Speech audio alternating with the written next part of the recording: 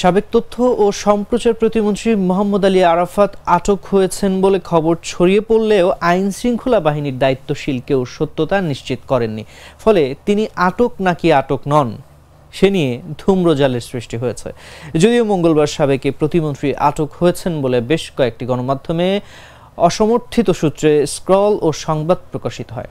এ ব্যাপারে জানতে চাইলে ডিএমপির যুগ্ম কমিশনার মোহাম্মদ রবিউল হোসেন ভুইয়া জানান, ডিবি পুলিশের পক্ষ থেকে সাবেক তথ্য ও সম্প্রচার প্রতিমন্ত্রী আরাফাতকে আটক করা হয়নি। জানতে চাইলে ডিএমপির মিডিয়া অ্যান্ড পাবলিক রিলেশনস বিভাগের উপ কমিশনার ফারুক হোসেন বলেন, এখন পর্যন্ত তাকে আটকের কোনো তথ্য আমাদের কাছে নেই। অথচ বিভিন্ন গণমাধ্যমের খবরে বলা হয় মঙ্গলবার রাজধানীর গুলশান এলাকা থেকে আলী আরাফাতকে আটক করা হয়।